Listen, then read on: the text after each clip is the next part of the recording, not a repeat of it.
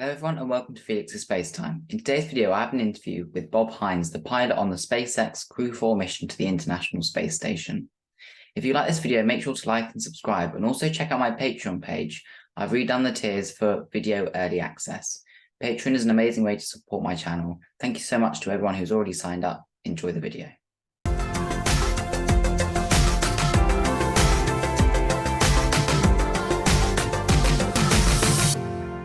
Same type, we're go, flight. Okay, we're go. We're go, same type, we're go.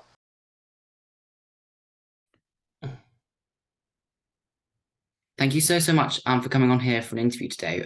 For those who might not know you, can you tell everyone a bit about yourself? Absolutely. My name is Bob Hines. I was the pilot on NASA's Crew-4 mission aboard the SpaceX Dragon to the International Space Station. Spent 170 days on board the space station as a flight engineer on expeditions 67 and 68, and returned to Earth in mid-October. Wonderful. As the pilot on the Crew-4 mission, you must have gone through a lot of training, learning how to pilot the capsule. What did you think about the Dragon systems, and how different was it to other aircrafts you had flown? Well, it was completely different, really, from the aircraft that I've flown. You know, one of the unique things with aircraft is that you're constantly being acted upon by drag, which is always changing what the aircraft wants to do, and it changes the trim condition. And so, one unique thing with spacecraft is that generally, with some exceptions, generally, if you just let it go, it's going to keep doing whatever it was doing before. The Dragon is a very highly automated spacecraft. There are certainly capabilities for the crew to take over in some off-nominal situations, but as they've proven, even with their cargo ships, it can do a lot of things, and most of the mission, or the entire mission, fully automated. And so our training tends to focus on what happens in the off-nominal situations, or just some scenarios that might actually require us to take over. But one of the really unique things with it is the touch screen. Every aircraft you fly has a tactile controller, whether the throttles or a stick or a yoke. However, the Dragon, everything is controlled through the touch screen. So that was definitely something different. Took a little bit of getting used to, but again, with the nature of spaceflight, it seemed to work out pretty well. Cool. A very big part of going to space is wearing a spacesuit. When SpaceX released what their spacesuits would look like, a lot of people were surprised because they look very different to kind of the traditional kind of bulky suits. What were the suits like for you when you when you wore them? For example, how comfortable were they, and how easy were they to put on? SpaceX custom makes each suit for each astronaut, and so the measurements are very specific, and so it can only really be used for that individual person. It's a little bit of an iterative process. They're very diligent about collecting measurements of our body, and then they build the suit from there. We try it on, and if there's any adjustments to be made from there, then they go and do that. And so things that we look for, especially when you pressurize a spacesuit, it becomes very hard. It looks puffy, like a marshmallow, but it is actually a very rigid structure once you've pressurized it from the inside. And so that sometimes highlights some spots that need to be tweaked a little bit. And they're very good at doing that. And so by the end of the day, or the start of the mission, my suit was very comfortable. It was pretty easy to get in and out of, much easier to get into in 0G than it was in 1G, but it was very, very comfortable. Some of the things that were kind of unique with it is that it's a one-piece suit, and so when you put, it's all the legs, the arms, the boots, the gloves, the helmet, all of that is one structure. And so when you're putting it on, it's a little bit unwieldy sometimes to manage some of that.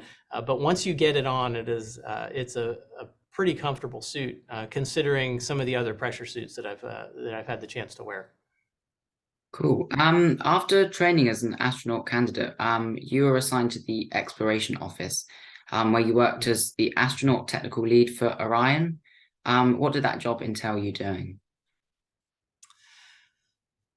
So as part of the exploration office, I worked on Orion. I also had the opportunity to work on some of the early HLS human lander system things. My role on Orion involved a lot of providing astronaut perspective on cockpit design, software changes, and then a lot of testing. So my background as a test pilot became really valuable there. We were doing some early handling qualities testing where we were looking at how the vehicle behaved during manually controlled reentries, as well as docking and rendezvous. And so we made a lot of changes to the vehicle during that time frame that all led up to the recent Artemis 1 mission. And then those actual tests that we were doing in simulators using computer models will be performed then on Artemis 2 as the first crewed mission of Orion that's coming up here in the next couple of years. Cool. I suppose you watched the Artemis 1 launch, yeah? Absolutely. What was That was amazing. What was that like, kind of seeing that you'd put work into this and now that was actually being kind of executed? What was that like? Yeah, I had been, even before I got selected to the astronaut office, I'd been watching the SLS Orion, just kind of watching it from the outside. And so getting to participate in some of the development of that once I joined the astronaut office was really special.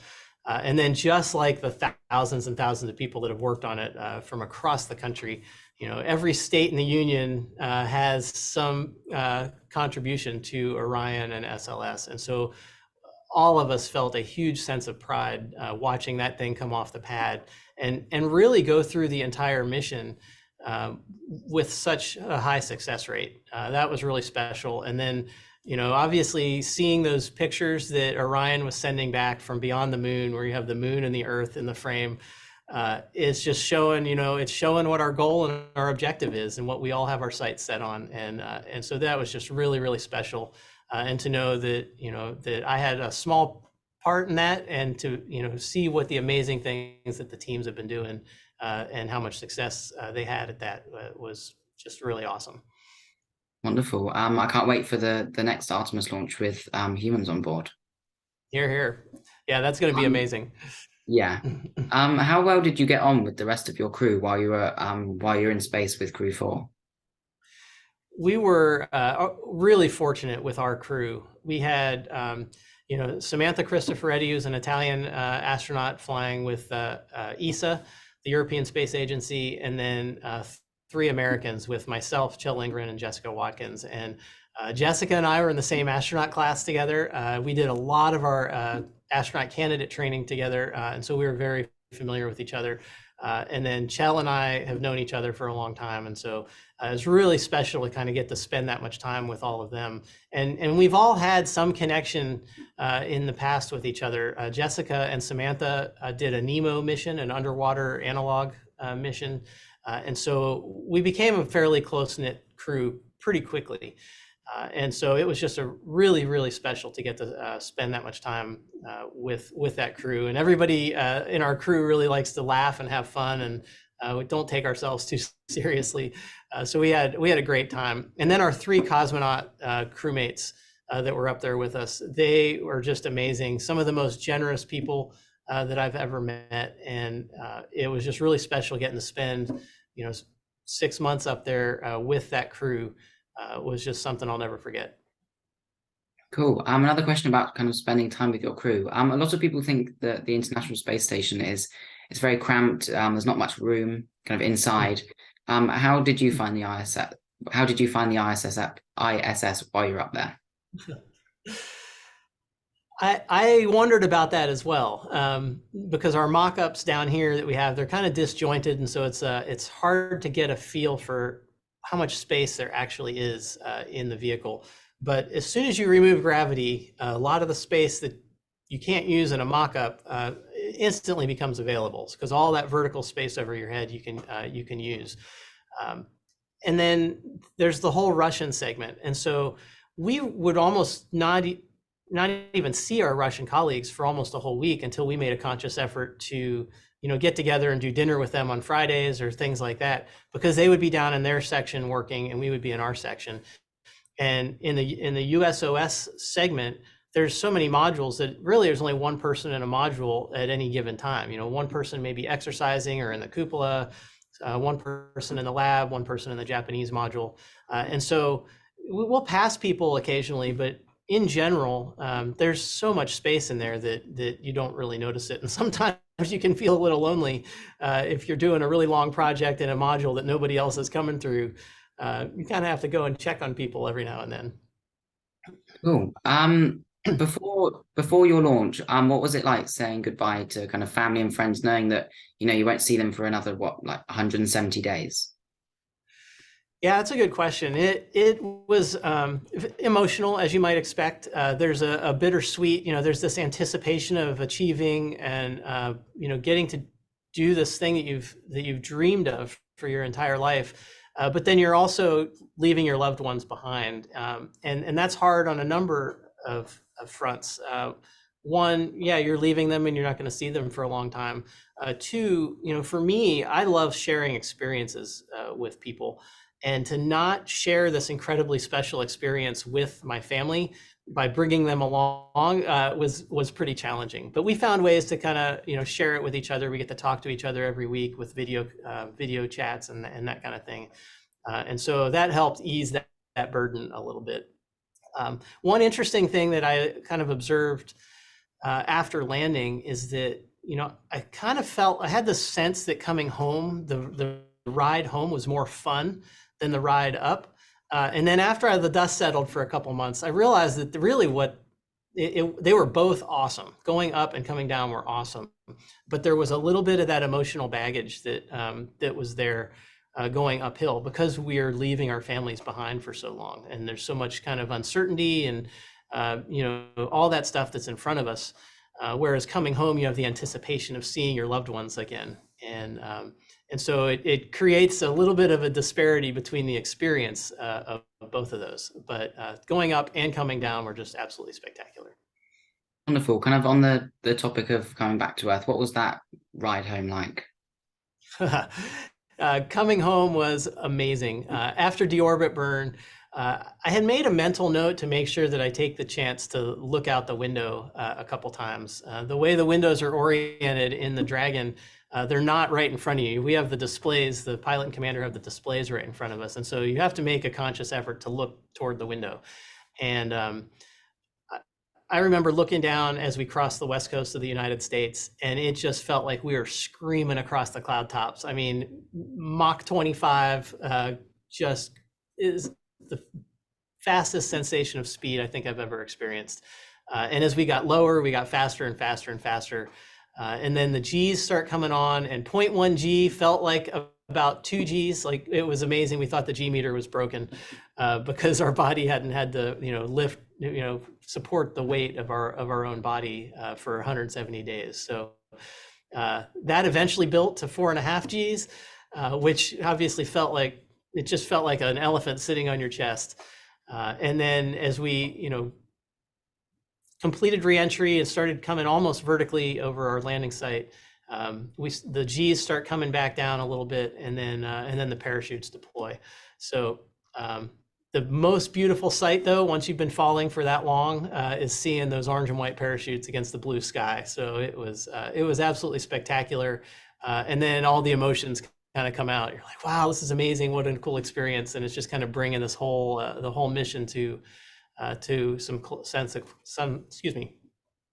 of closure there. So it was just really, really spectacular coming home.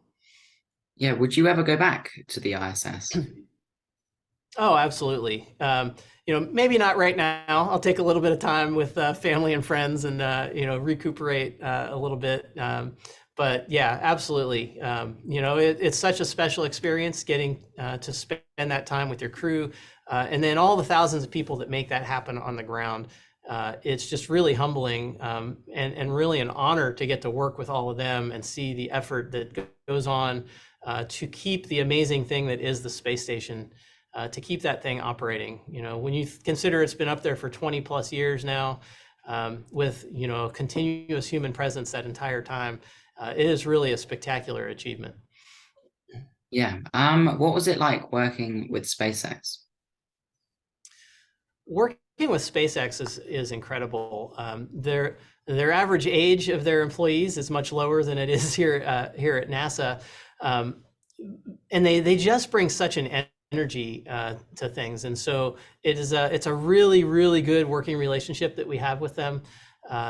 We're, you know, NASA is, and the NASA SpaceX partnership is accomplishing amazing things, and you know, to be able to work with such innovative engineers and the way they approach problems and solve problems is really a special thing, and the relationship is really quite seamless, especially from our perspective as astronauts. It is a you know, we work with them a lot. We're obviously trained by them. We get to know the people working on our capsule. We were really fortunate that we had a brand new capsule, and when Chell and I first got assigned, it had just started being built. And so we watched that thing from when it was just a metal pressure vessel with nothing on it, all the way up to being a flyable vehicle. And to meet and shake hands with the people that were building that thing was just a really cool experience.